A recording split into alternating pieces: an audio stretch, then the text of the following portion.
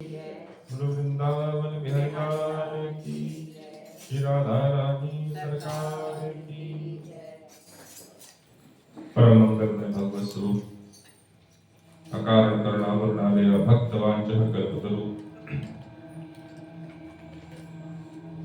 पीताम्बरधारी श्री वृंदावन बिहारी प्रभु के पाद पद्मों का स्मरण करते हुए इस पावन पवित्र कार्तिक महात्म्य के अंतर्गत हम प्रभु के पावन पवित्र महिमा का आदियों का श्रवण कर रहे हैं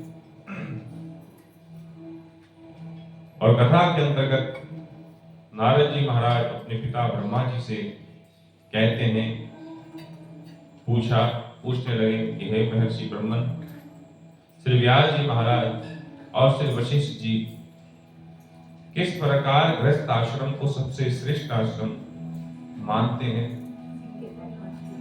कृपा करके इसका वर्णन हमको करके बताएं। ब्रह्मा जी कहते हैं कि पुत्र, जैसे समस्त नदियां बहती हुई अंतगतवा समुद्र में जाकर के विलीन हो जाती, समुद्र में जाकर के मिल जाती है, वैसे संसार में हमारे जितने भी आश्रम है, अर्थात वो सब के सब आश्रम गृहस्थ में जाकर के ही समाहित हो जाते हैं। इस संसार में 6 प्रकार के आश्रम, ब्रह्मचारी आश्रम, सन्यासी आश्रम, विद्यार्थी, गुरुजन और राहगीर और जीविका की रहित, जो जीविका से रहित हो, ये सब जो है गृहस्थियों के आश्रम में आकर के इनसे आश्रय प्राप्त करते हैं। अर्थात सन्यासी जन है, उनका भरण पोषण गृहस्थ से होता है। सन्यासी हो चाहे ब्रह्मचारी हो, ये सब के सब कहते हैं अपनी जीविका के आश्रय के लिए, भोजन की कामना के लिए गृहस्थियों के ही जाते हैं। इसलिए व्यास जी और वशिष्ठ जी ने गृहस्थ आश्रम को श्रेष्ठ आश्रम, उत्तम आश्रम कहा है। ब्रह्मा जी कहने लगे कि हे पुत्र नारद, इस विषय में आपको एक अत्यंत पवित्र ऐतिहासिक कथा का श्रवण करके बताता हूं। कहते एक उत्तानपाद नाम के राजा हुए, जो बड़े उत्तम थे, जो बड़े बलवान एवं समदर्शी थे, सबको समान दृष्टि से व्यवहार किया करते थे। और उनके बिंदुला नाम की उनकी प्रियतमा पत्नी, विवाह के उपरांत कहते राजा रानी दोनों अपने गृहस्थ आश्रम को प्रेम पूर्वक व्यतीत करने लगे। एक दिन राजा ने वैश्य के नृत्य को देखते हुए मदिरा का पान कर दिया और मदिरा के पान के नशे में रानी को भी कहते मदिरा पान करने के लिए उत्सुक करने लगा। किंतु रानी ने राजा का कहा नहीं माना और राजा ने क्रोध आकर के सेवकों को आज्ञा दी कि रानी को निर्जन वन में जाकर के छोड़ दो। और सेवकों ने राजा की आज्ञा का स्वीकार किया और रानी को घनघोर वन में जाकर के त्याग दिया, छोड़ दिया। रानी ने भी वन में छोड़ा, राजा ने भी रानी के वियोग में दुखित होकर के कहते दूसरा विवाह नहीं किया और प्रजा को पुत्र की भांति पालन करने लगा। एक दिन एक ब्राह्मण विचरण करता हुआ राजा के सम्मुख, राजा के पास आया और राजा से विचार करने लगा कि महाराज, कोई व्यक्ति जो है अनायास पता नहीं कहां से आया और मेरी पत्नी का हरण करके ले गया। और महाराज, मैं पत्नी के वियोग को सहन नहीं कर पा रहा हूं, अत्यधिक पीड़ा में हूं, दुख में हूं और मैंने अन्यत्र सर्वत्र उनको ढूंढ लिया पर कहीं भी मुझे मेरी पत्नी प्राप्त नहीं हुई।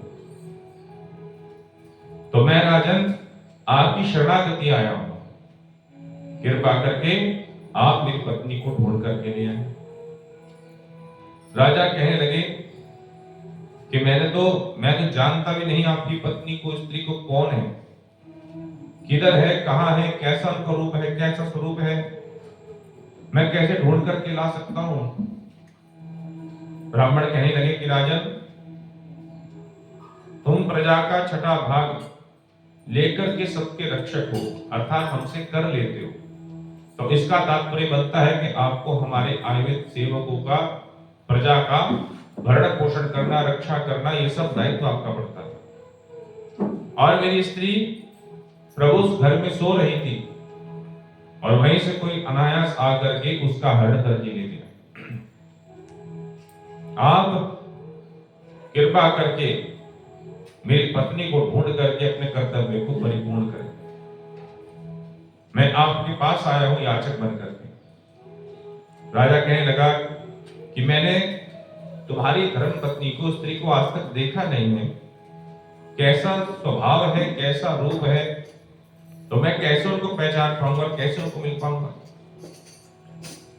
ब्राह्मण कहने लगा, महाराज यद्यपि वह मेरी धर्म पत्नी कठोर वचनी वाली है, अर्थात कठोर वचन कहती है, खूब बड़े वचन बोलती है, और रूप में भी मधुर भी नहीं है, अर्थात अति कुरूपा है, काले कहते हैं, काला स्वरूप है उसका, और बड़ी कर्कशा बोलने वाली। और महाराज फिर भी मैंने उसकी निंदा नहीं करता, ऐसा रूप होने के बावजूद, क्योंकि वह मेरी धर्म पत्नी है, और मेरी धर्म पत्नी के साथ साथ मेरी अर्धांगिनी भी है। तो इसलिए मैं चाहे वो कैसी कुरूपा हो, कर्कशा बोलने वाली हो, कटु वचन कहने वाली हो, कुरूपा भी हो, तब भी महाराज मैंने पाणिग्रह संस्कार किया है और पत्नी के रूप में उसको स्वीकार किया है। तो मैं जो उसको ऐसा स्वभाव होने के बावजूद भी उसका त्याग नहीं कर सकता, क्योंकि अन्य धर्मों में त्यागने का विधान है, पर एक सनातन धर्म जो है इसमें त्यागने का कोई विधान नहीं। इसलिए महाराज वो कैसी भी स्वरूपा हो, कैसी कुटवचनीय हो, पर मैं अपनी पत्नी का कभी भी परित्याग नहीं कर सकता। इसलिए मैं चाहता हूं कि आप मेरी पत्नी को ढूंढ कर ले आओ। कहते हैं इस प्रकार राजा कहने लगा कि हे विप्र, जब तुम्हारी पत्नी ऐसी कुरूपा है और स्वभाव में बड़ी कुटिल स्वभाव की है, तो ऐसे में जो चली गई है, कोई उसका हरण करके ले गया है, तो तुम दूसरा विवाह क्यों नहीं कर लेते?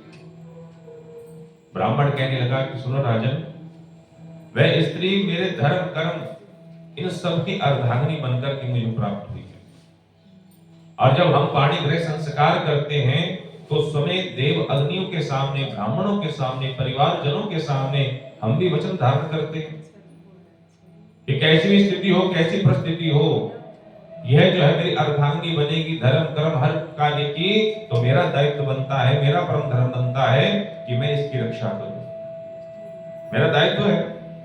और जो व्यक्ति पुरुष अपनी स्त्री की रक्षा नहीं कर सकता, उसे वंश संकरण कह करके संतान उत्पन्न होती है, उस प्रकार बड़े दुख प्राप्त होता है।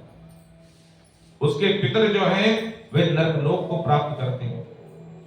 जो मनुष्य संसार में रहकर वैश्यगामी होता है, कहते उस व्यक्ति का कभी जीवन में कल्याण नहीं हो सकता, और वह जीवन भर पाप कष्ट को भोगता है। कहते ब्राह्मण के इन वचनों को सुनकर के राजा अपने हाथ में अस्त्र शस्त्र लेकर के रथ पर बैठ करके उस ब्राह्मण की पत्नी को ढूंढने के लिए निकल पड़े। एक वन से दूसरे वन, दूसरे वन से तीसरे वन, अन्यत्र अनेक जगह घूमता रहा। उस स्त्री को खोजने लगा।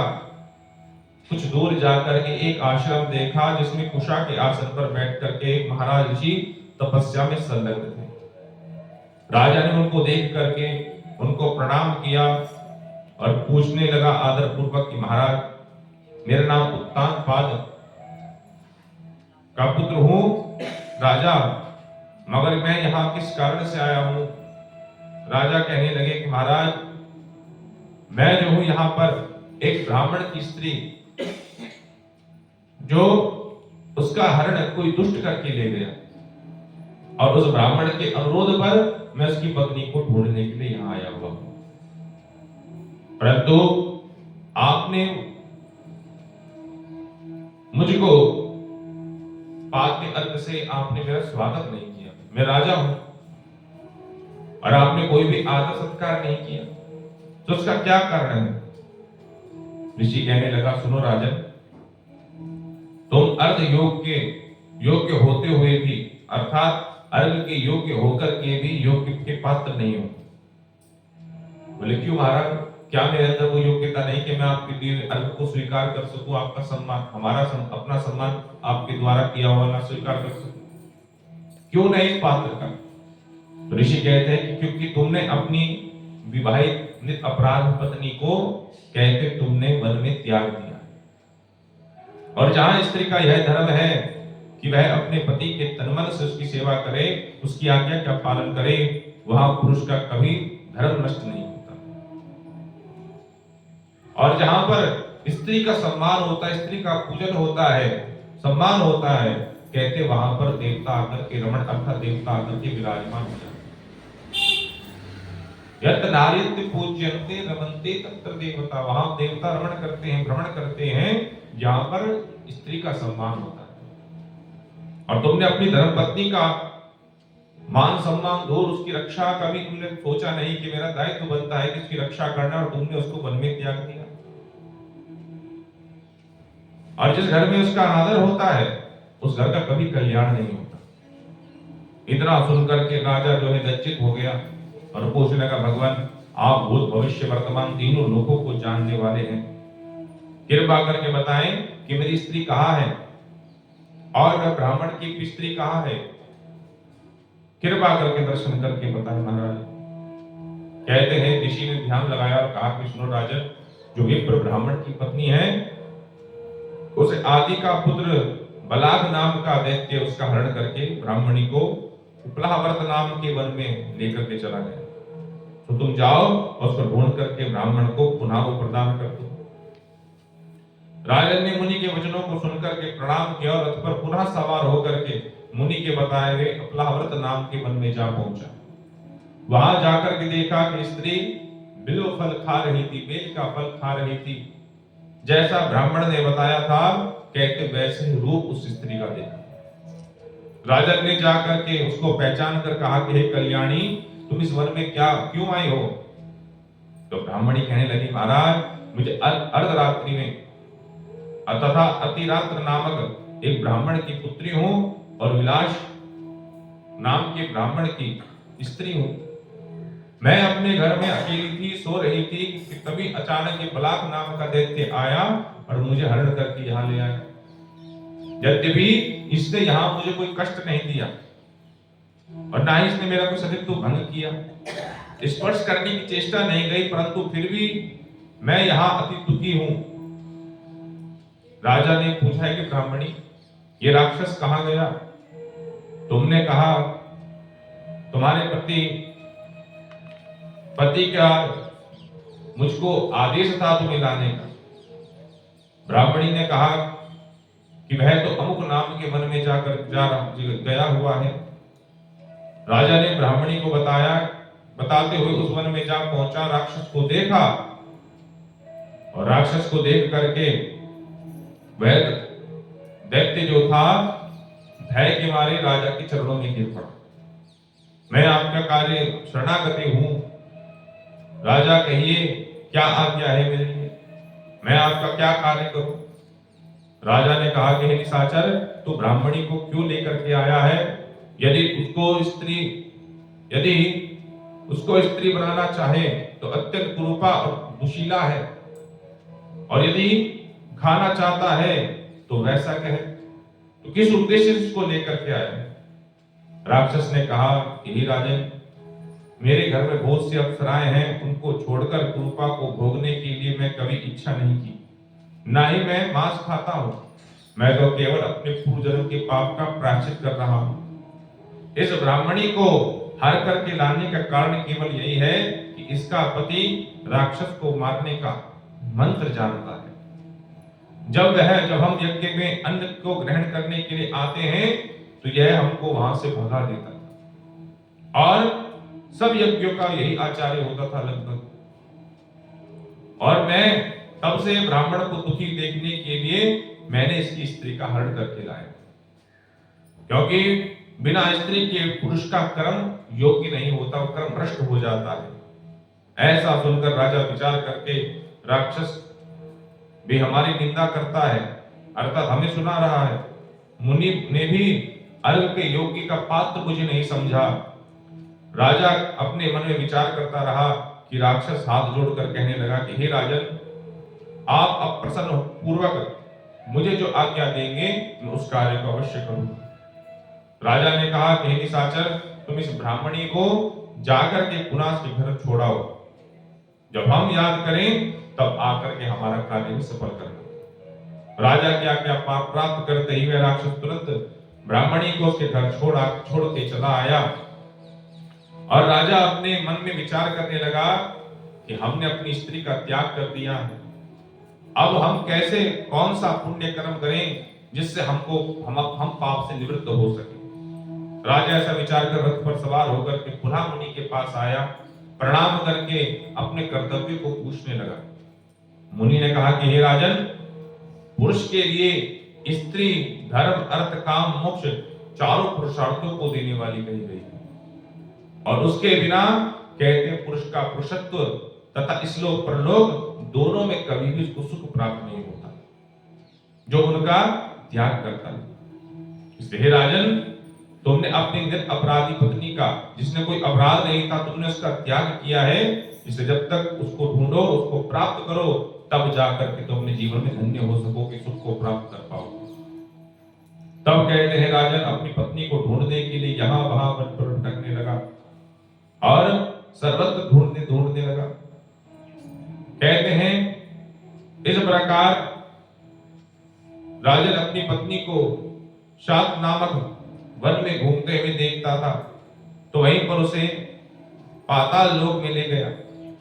और कहते हैं नाग की नंदना नाम की कन्या ने उसको अपने घर में छिपाया हुआ है। तो हे राजन, तुम्हारी स्त्री पाताल लोक में। राजा यह बात सुनकर के अपने घर नगर को आया, ब्राह्मण को स्त्री सहित देख करके परम आनंदित हुआ। और राजा ने बलाक नाम के राक्षस को याद किया और कहा कि तुम जाकर के मेरी स्त्री को पाताल लोक से ले आओ। इस प्रकार राजा का कर्तव्य संपन्न करता हुआ कहते हुए बलाक नाम का दैत्य पाताल लोक गया और वहां से जाकर के राजा की स्त्री को ला करके पुनः राजा को सौंप दिया। राजा रानी से देख करके बड़ा धन्य हुआ और कहते जब रानी प्राप्त हुई तो राजा के पुरुषार्थ धर्म अर्थ काम मोक्ष चारों पुरुषार्थ सिद्ध हो गए, वह धर्म के अनुयायी बन गया। इस प्रकार नारद जी के पिता ब्रह्मा जी कहते हैं कि पुत्र नारद, इस प्रकार यह गृहस्थ आश्रम इसलिए श्रेष्ठ है कि जब पत्नी सुख प्राप्त होता है तो कहते व्यक्ति धर्म अर्थ काम मोक्ष चारों पुरुषार्थों का अधिकारी बन जाता है और परम सुख का अधिकारी बन जाता है। बोलो नारद भगवान की जय, बोलो भक्तवत्सल भगवान की जय। आइए एकादशी कथा श्रवण करते हैं। बोलो एकादशी महात्म्य की जय। धर्मराज ऋषि बोलते हैं कि भगवान, अब आप मुझे कार्तिक मास की कृष्ण पक्ष की एकादशी की कथा को सुनाएं। इस एकादशी का क्या नाम है तथा इसमें कौन से फल की प्राप्ति होती है करने से, यह सब विस्तार पूर्वक आपसे सुनना चाहते हैं। भगवान श्री कृष्ण कह बोले कि हे राजन, कार्तिक मास की कृष्ण पक्ष की एकादशी का नाम ब्रह्मा एकादशी है। इसके व्रत से व्यक्ति समस्त पापों से मुक्त हो जाता है। प्राचीन काल में कहते मुचकुंद नाम का एक राजा राज्य किया करता था। उसने इंद्र, वरुण, कुबेर, विभीषण आदि सब उसके मित्र थे। वह सत्यवादी तथा भगवान विष्णु का बड़ा प्रिय भक्त था। उसका राज्य बिल्कुल निष्कंठ था और उसने एक उत्तम चंद्रभागा नाम की लड़की, उसकी पुत्री उत्पन्न हुई।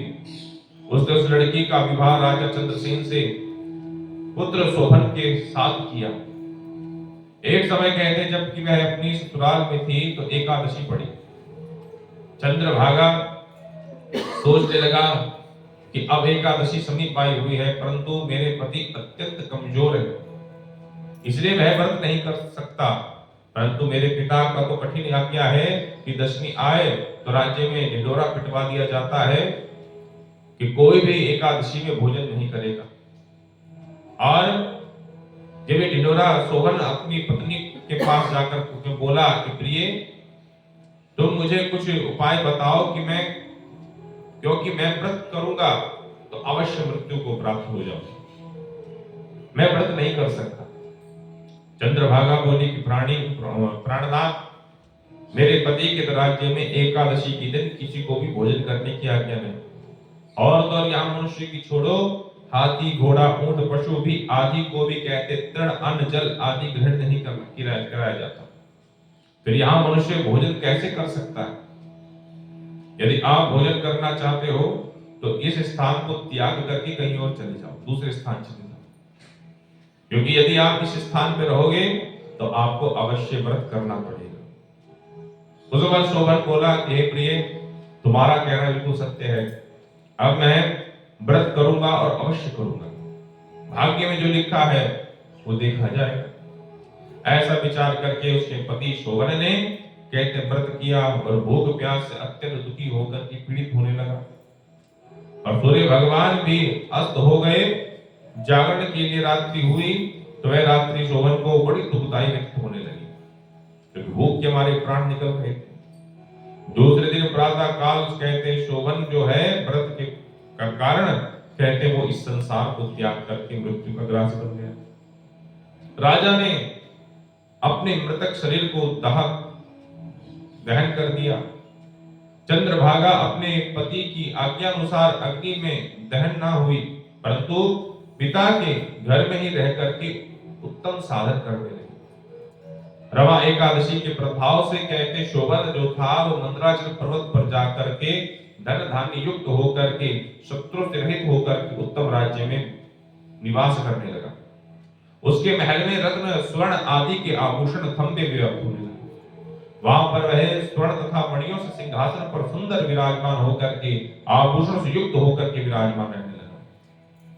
कहते उसके सेवा में गंधर्व अप्सराएं सभी आकर के उसकी स्तुति करते। उस स्थान पर राजा शोभन मानो दूसरे इंद्र के समान शोभायमान था। एक समय कहते मुचकुंद नगर में रहने वाला एक शोभ शर्मन नाम का एक ब्राह्मण तीर्थ यात्रा करने के निकल पड़ा, और उसने घूमते घूमते देखा वह ब्राह्मण अपने राजा का जवाई जान करके उनके निकट गया। राजा शोभन को ब्राह्मण ने आसन पर बैठा करके आने का कारण पूछा और अपने ससुर तथा अपनी पत्नी चंद्रभागा की कुशलता को पूछने लगा। शोम शर्मा ब्राह्मण बोलता है कि हे राजन, हमारे राजा कुशल हैं और आपकी पत्नी चंद्रभागा भी कुशल है। अब आप अपना वृत्तांत बताइए। मुझे बड़ा आश्चर्य हो रहा है कि ऐसा विचित्र और सुंदर नगर ना मैंने कभी सुना था और ना कभी मैंने देखा। आपको किस प्रकार ये प्राप्त हुआ, कृपा कर इसके बारे में बताइए। तब शोभन कहने लगा कि यह सब पुण्य मुझे, ये सुंदर राज्य मुझे कार्तिक मास के कृष्ण पक्ष की कहते रमा एकादशी से के प्रभाव से प्राप्त हुआ। इसी ने मुझे ये अनुपम राज्य प्रदान किया है जिसकी कोई उपमा नहीं की जा सकती, परंतु ये अध्रुव है अर्थात खंडित होने वाला भी है। ये नहीं कि हमेशा शाश्वत ऐसे ही रहेगा। इस ब्राह्मण बोला कि हे राजन, ये अध्रुव क्यों है? ध्रुव अर्थात अखंड क्यों नहीं है और किस प्रकार हो सकता है?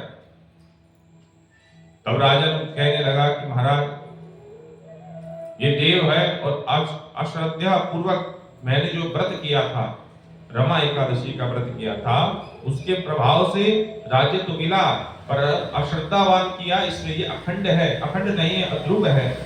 कब समाप्त हो जाए अवधि आने पर कह नहीं जा सकता। यदि तुम इस वृत्तांत को, इस कथा को, इस प्रसंग को जाकर के मेरी पत्नी चंद्रभागा से कहो तो वह इसको जरूर ध्रुव कर सकती है, अर्थात सिद्ध कर सकती है। ब्राह्मण ने जाकर के चंद्रभागा को सारा वृत्तांत सुनाया। इस पर सुनकर राजकन्या बोली कि हे ब्राह्मण देव, अब क्या वह सब वृत्तांत प्रत्यक्ष देख करके आए हो जो आप कथा मुझे बता रहे हो पति का, यह क्या, या फिर आप सपन वर्णन कर रहे हो? इस पर ब्राह्मण बोलता है कि पुत्री, मैंने तेरे पति शोभन तथा उसके नगर को प्रत्यक्ष रूप से देखा, परंतु वह नगर जो है अध्रुव है।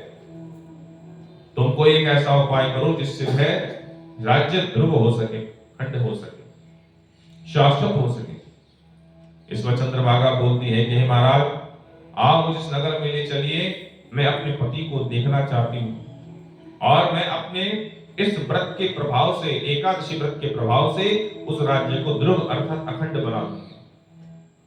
चंद्रभागा के वचन सुनकर के ब्राह्मण देव उसको लेकर के मंदराचल पर पर्वत पर ले गया। वामदेव नाम के ऋषि के पास गए। वामदेव जी ने उसकी कथा को सुनकर के चंद्रभागा को मंत्र से अभिषेक किया। चंद्रभागा मंत्र एवं व्रत के प्रभाव से दिव्य देह को धारण करके और पुनः अपने पति के पास पहुंच गए। सोवन ने अपनी स्त्री चंद्रभागा को देख करके अत्यंत प्रसन्न होने लगा और पूर्व के वाम भाग में उसको अपने बिठा कर चंद्रभागा बोली, हे प्राणनाथ, अब आप मेरे पुण्यों को सुनिए। जब मैं अपने पिता के घर में 8 वर्ष की थी, कहते तब से मैं जो सविधि इस प्रकार एकादशी व्रत को करती आ रही और उन्हीं व्रत के प्रभाव से मैं ये आपका राज्य, आपका ये समाज और ध्रुव रूप में प्राप्त कराती हूँ। समस्त कार्यों को युक्त होकर के प्रलय के अंत तक आपका यह राज्य स्थापित रहेगा। चंद्रभागा दिव्य रूप धारण करके तथा दिव्य वस्त्र अलंकार आभूषणों से सज करके अपने पति के साथ आनंदित पूर्वक होकर के वहां रहने लगी। शोभन के साथ आनंद पूर्वक निवास करने लगी। हे राजन, यह मैंने रमा एकादशी के महात्म्य को कहा है। जो व्यक्ति इस महात्म्य को श्रवण करता है, सुनता है, व्रत को करता है, वह ब्रह्म हत्या जैसे बड़े बड़े पापों से मुक्त हो जाता है। जो मनुष्य एकादशी के महात्म्य को श्रवण करता है, वह अंतगतवा कहते विष्णु धाम का अधिकारी बन जाता है। बोलो नारायण भगवान की जय। एकादशी महात्म्य की जय। श्री कृष्ण गोविंद हरे मुरारी, हे नाथ नारायण वासुदेवा। श्री कृष्ण गोविंद हरे मुरारी, हे नाथ नारायण